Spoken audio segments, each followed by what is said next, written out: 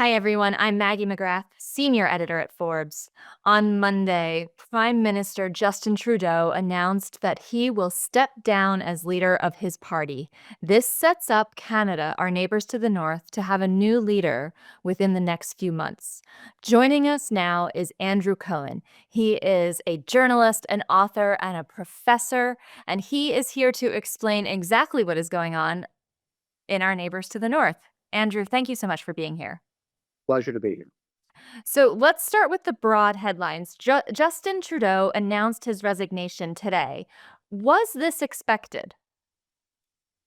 Yes, but only the last fortnight has it been expected. Justin Trudeau is in his ninth year in power in Canada. He was elected in 2015. He has won two mandates. In Canada, we have no term limits. A prime minister can serve as long as he or she's elected. But we have an unwritten political rule in Canada, which is after three mandates, which is usually about 10 years, we tire of our prime ministers and we get rid of them. And what that means is we defeat them. And it was widely expected that Justin Trudeau, whose party is trailing quite substantially the Conservatives, the Conservative opposition, would lose the next election. And he has had over a year or more to have resigned, opened the party to a new leader, and allowed that leader to prepare for the next election, which should be, although in the parliamentary system it's flexible, but should be in the fall of 2025.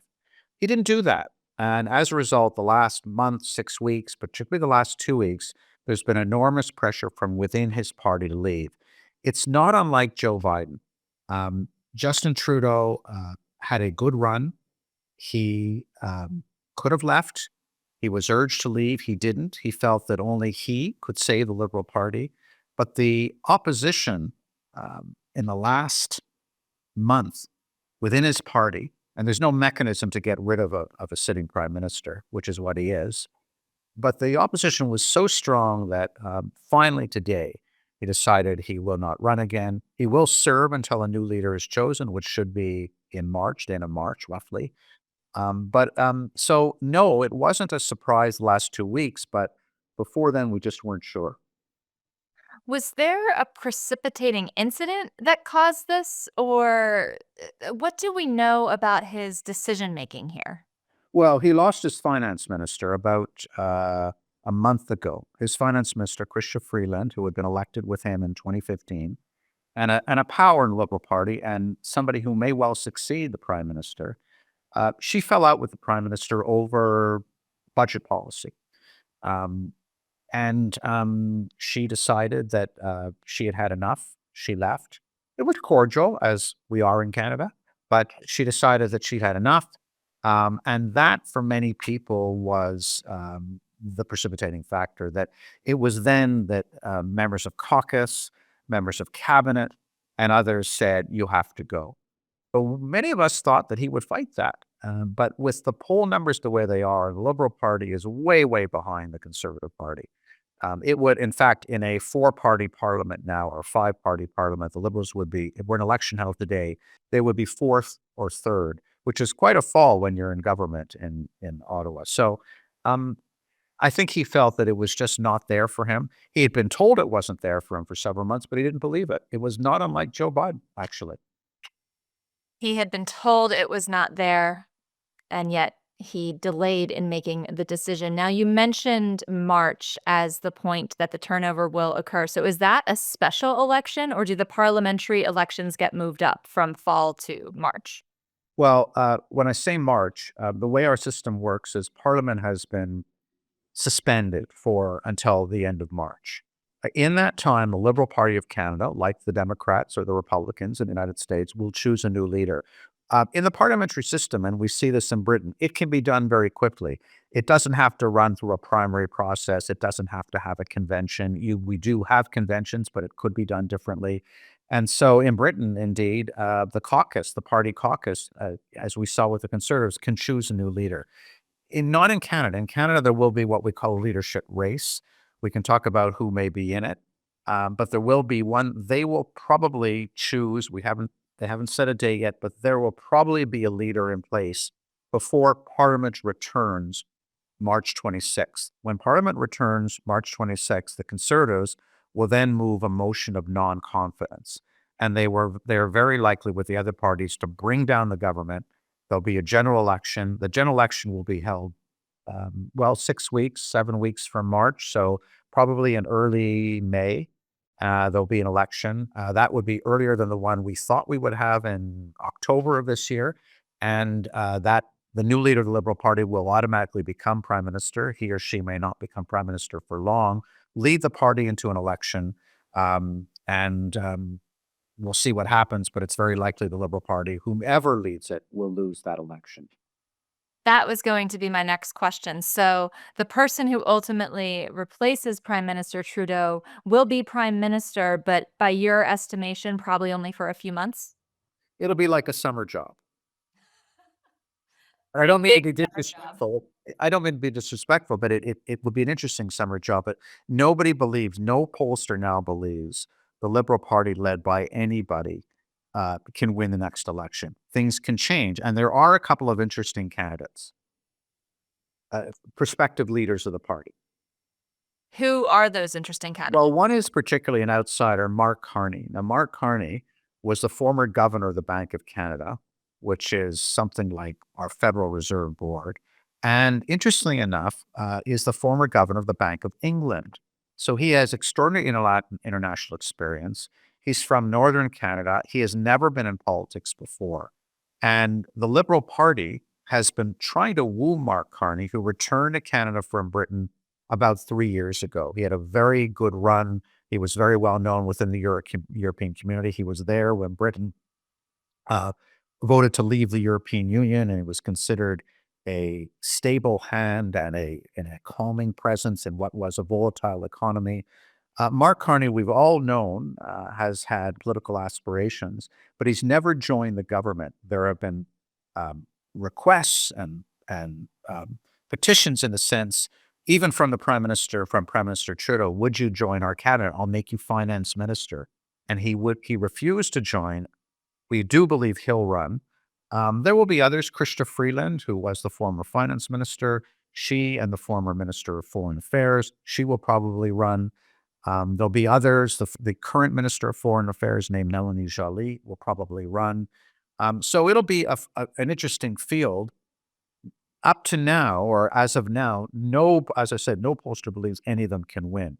But Mark Carney would be the most interesting, because he can say, I've never served in this government. I'm not tainted by whatever record it has. Not scandal, but simply I've been apart from it. He may be an interesting candidate. I'm assuming he'll get in the race. But remember, it's a very short race. It's only going to be, 2 months. And there'll be very little time for people to establish reputations. And people like Chrystia Freeland have a reputation in power. Melanie Joly does too. Others who may get in the race are all sitting in cabinet. Mark Carney would be the only person running from, quote, the outside. Not unlike a Donald Trump. No comparison, other than he's never been in politics before. There are a lot of interesting analogies here, and the one that you made to President Biden is also interesting here, and something that we've said in the States, or that people are openly questioning, is would the November elections have gone differently if President Biden had resigned from candidacy for a second term sooner? So I'll ask you a version of that question. Do you think the Liberal Party would be in a different position within Canada had Prime Minister Trudeau made this decision many months earlier? Very possibly. Now, again, um, the Liberal Party has been in office since October of 2015. It's been a left of center government. It has, as I say, it's won 3 mandates. It won a majority, an extraordinary majority in 2015, defeating Stephen Harper's Conservatives. He was reelected, the prime minister was, in 2019 and 2021, with what we call minority governments, not majority in parliament, but minority, governing with the help of other parties. Not a coalition like in Europe, but simply an understanding that would allow the government to govern. 9 years is a long time. 9.5 years is a long time in the life of any government. And Justin Trudeau, if he had wanted the party to renew itself, He would have left a year ago. He would have handed his party over to somebody else. It could have been a Mark Carney. It could have been Chrystia Freeland. And he would have allowed his successor to govern in whatever style his successor wanted, um, putting distance the way Kamala Harris did not, but putting distance between himself or herself from the governing prime minister or the former prime minister. In this, the way things have unfolded and Justin Trudeau's refusal to leave, and people have called it narcissism or egotism or simply a sense of certainty about himself. He's put, in a sense, his successor in the very position that Joe Biden put Kamala Harris in. She didn't have a lot of time to define herself. There was no primary. There was no real leadership race. It's the same thing in Canada. There's no primary. We don't ever have a primary, but the time to introduce yourself usually would be 6 months. You would run for 6 months and then there'd be a convention and you'd have time and then you could govern for 6 months. You would give your successor in Canada roughly a year before the election. So if the prime minister had gone, say, as you've just suggested, in January of 2024 rather than January of 2025, he would have allowed all that in the same way if Joe Biden had gone in the fall of 2023 and allowed whomever would have succeeded him. So there are interesting parallels. So that having been said, it's still very hard for any party to be elected after 3 mandates. It has happened in Canada. So whomever would have succeeded Trudeau, whether he or she succeed him now or then, it would have been harder, but there would have been a greater opportunity and a greater field of maneuver in a year ago for the successor to Justin Trudeau. The 3 mandate point is an interesting one, but we are also in a time where globally there has been a shift to the right. We've seen it in local elections in Germany. We've seen it in the US, of course. We've seen it in France. I could go on. How much of the pushback against the Liberal Party in Canada is part of that global shift rightward versus more specific and local concerns within Canada? I think we're very much caught up, Maggie, in a right wing or a conservative assent. As you've just said, we've seen it. We're seeing it in Germany. We've seen it in Italy. We've seen it in a number. We've seen it in the United States, a number of places. It's also anti-incumbency because that would explain what happened in Britain, where they threw out a conservative government after 14 or 15 years and brought in a Labour government. But I think that Canada's never been immune to international trends. We are a more moderate country than the United States. And Justin Trudeau's government, Pierre I mentioned was his father, who resigned 41 years ago in much different circumstances. But Canada is a moderately, what I would call a radically centrist country. We can move to the right, we can move to the left, but we don't have great philosophical, ideological swings. I say, though, the Conservatives, led by Pierre Poilievre, who's been a politician all his life, he's a professional politician, he's never done anything other than politics, is a new and different type of leader in Canada who is challenging the norms of that stability, that centrism. He's more to the right. Again, in Canada, we're not talking about an abortion ban. We're not talking about repealing capital punishment. Um, there aren't those hot button social issues. But on the economy, it's anti-environment, it's anti-global warming, it's anti-woke. There's a lot of those elements in Canada. So yes, it is part of that. And the Trudeau government has been called woke. It's been called too liberal, too much on the left. Um, and I think that is something that Canadians are looking at. They're worried about housing. They're looking at rising prices. Again, an echo of what's happening in the United States. And even immigration. And Canada has among the most liberal immigration policies in the world. We let in we admitted more than 1% of our population last year, the year before, which is extraordinary.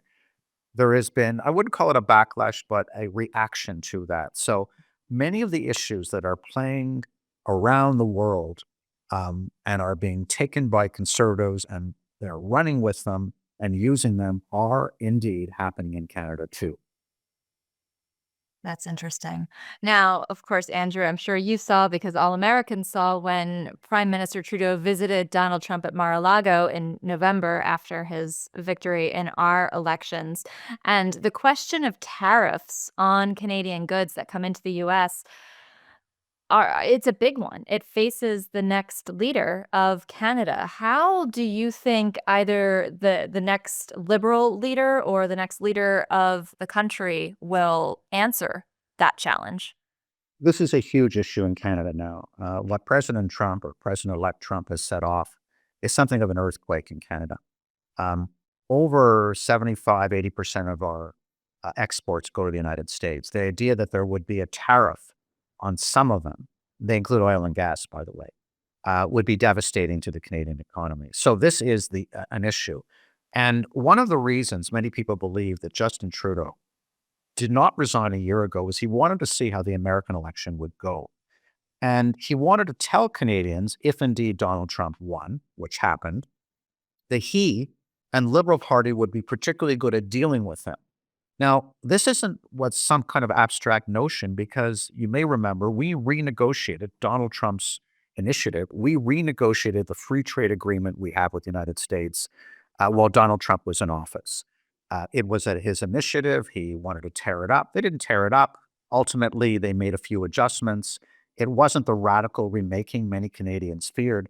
But Justin Trudeau could say to Canadians, we handled that, we managed that well. We preserved jobs, we preserved industry, we protected them, we handled this very difficult, chaotic president. And I think that was his hope. Then came the election of Donald Trump, and then came the threat of tariffs, which is only about a month or 5 weeks ago. That's why Justin Trudeau went down to Mar-a-Lago. He solicited that invitation. And what it amounted to in the eyes of many Canadians was a humiliation of a Canadian prime minister at the hands of an American president who very cavalierly called Canada the 51st state. I can tell you, Maggie, that doesn't go down very well in Canada. It's considered patronizing and condescending to Canadians. We are a sovereign country. We're not a young country. We've been around over 155 years, not as long as the United States, but in the life of nations, a long time as a parliamentary democracy. And there was the president of the United States saying, oh, there's Governor Justin Trudeau of the 51st state. Now, I think for a moment, Justin Trudeau thought he could turn this to his advantage. He obviously thought he can't now, and he's resigned. And the question you ask is very pertinent because when Donald Trump becomes president on January 20th and threatens to impose those tariffs, the Canadian government will be somewhat adrift. It will be run by an interim or a lame duck prime minister. Parliament will not be sitting. In our language, Parliament has been prorogued. It's not sitting. It can't sit till the end of March. So it's cabinet government led by a lame duck prime minister um, who is being pushed and who will be in the shadow of a number of people who want to replace him. Here comes Donald Trump. Whether he'll actually impose those sanctions on day one, I don't think necessarily will happen. But it is very, very frightening to Canadians. And one of the cards the opposition is playing is we need an election now because we need a strong government who can respond to Donald Trump. And as long as the Liberal Party is still choosing a leader, we can't have that election. So it is the topic of conversation among Canadians now who worry that the economy of Southern Ontario, which makes automobiles and automobile parts go back and forth across the border, that if a 25% tariff were put on them or so many other things we sell to the United States, it would be devastating for our economy, and we will not have a strong prime minister, they say, to handle this threat, to handle Donald Trump on day one. It's a worry here. It's a huge, huge issue, and I wonder, as you're describing the dynamic here, if had Prime Minister Trudeau not visited Mar-a-Lago, would he be resigning today? Well, that's a good question. I don't know. I think he probably would anyway, because I think even without Mar-a-Lago, um, he would feel that he wouldn't get enough credit for being able to handle Donald Trump. Um, I think that Canadians do, at one level, appreciate the way free trade was negotiated, but political memories, as we know, United States as an example, are short, and you get credit for only so much. In the minds of Americans now, the economy that Donald Trump left was a good one. They seem to forget all those jobs that disappeared during COVID and the economic growth that staggered. But they may remember before that. I think Canadians have a memory of Justin Trudeau and handling Donald Trump, but not enough not enough to overcome problems in healthcare, problems in housing, a feeling that immigration has gone slightly wrong. Not a prejudice about it, but simply that we could not absorb all those people. Not that they're eating cats and dogs and doing bad things. Simply that our economy, our healthcare system, which is universal healthcare, simply can't absorb all that. And I think that was are what people are thinking now. So the next 2 months will be very interesting. You'll have a prime minister who, by the way, could have stepped down and appointed an interim leader, but chose to stay in the job, probably because he wanted to have one last attempt to perhaps work out something with Donald Trump and let his party get credit for that, possibly. But it will be interesting because Donald Trump, I don't know if he's reacted yet to Justin Trudeau's resignation. I expect he will. It'll be interesting what he says. Has he reacted, Mike? I don't know if he's I posted it. have not been on social media today, so I cannot immediately answer that. But if he has not, I'm sure there will be a statement forthcoming. So the question is, does he mock him? Does he say, "We're glad you're gone"? Because certainly he wasn't afraid of mocking him before. Or will he say, "Politics is a tough game. He was an honorable opponent. I wish him the best," which would be the high road. But being Donald Trump, I don't think there's any certainty he will go that way. It will signal he may decide to intervene in the Canadian election campaign. Donald Trump may say, "I'm all for Pierre Poilievre." But it doesn't matter what Donald Trump says. Any Canadian prime minister will have to represent the economic interests of Canada. And if President Trump wants to impose a tariff, he will. And then Canadians will have to consider a suite of options, maybe retaliatory tariffs on oil and gas that we send on power. Much of New York State is powered by electricity that comes from Ontario and Quebec. Do we stop that? Do those homes, are they freezing in the dark? I mean, the scenarios are so frankly frightening to everybody, but it could indeed happen. And Justin Trudeau will be prime minister, as I say, till the end of March, managing this extraordinary challenge. Obviously, he still has those few months as a lame duck prime minister, and legacies are often determined well after someone has left office. But based on today's news, Andrew, can you speculate what will be Justin Trudeau's political legacy in Canada 10, 15, 20 years from now? What do you think? Well, you say political, so let's begin with political. One thing that I think can be said is Justin Trudeau in 2015 took a diminished Liberal Party, which had been in opposition for almost 10 years, and he led it back to power. They were the third party in Parliament. It was unprecedented. He won a parliamentary majority, the largest since 1949. The Liberals had won. And going from third to first in Canada is unprecedented. So the Liberal Party that he led and then led to two more mandates and kept in power for 10 years is a party that he rebuilt.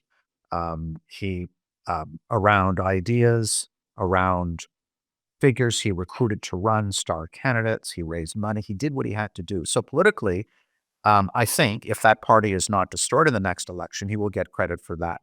He will get credit for a number of things. He will get credit for managing the pandemic fairly well. On a per capita basis, Maggie, we had one third the deaths in Canada due to COVID that the United States did. And a lot of that had to do with the public health system.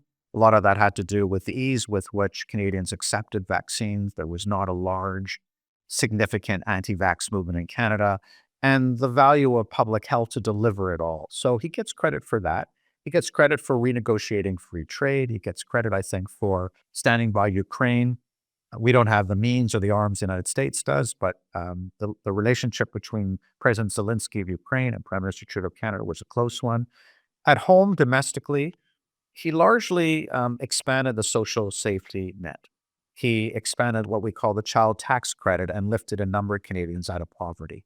He established a dental care program. We already have universal health care. He established a dental care and uh, a program for drugs, making pharmaceutical treatments available, paid for by the government. So, in many ways, he's considered a prime minister who moved to expand the social safety net and expand the social welfare state. He also considerably expanded immigration. Now, the other side of it is many people will argue that our healthcare system is in crisis. that we don't have enough doctors, we don't have enough hospitals, we're not serving people the way we should. And housing is a huge question in Canada. A rising population, when you're adding, we've gone from, I think it was 34 million Canadians to 41 million Canadians, about the size of the state of California in the last 10 years. That for us is a large increase in population.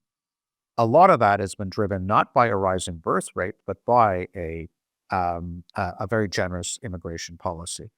Canadians are now saying, again, without prejudice, simply saying we cannot manage, we cannot absorb that many immigrants, we can't house them, we can't treat them for healthcare, let alone ourselves. So that is the other side of the legacy, which any critic of Justin Trudeau will say, you did this, this, and this, but you broke the immigration system. His opposition will say you broke the economy.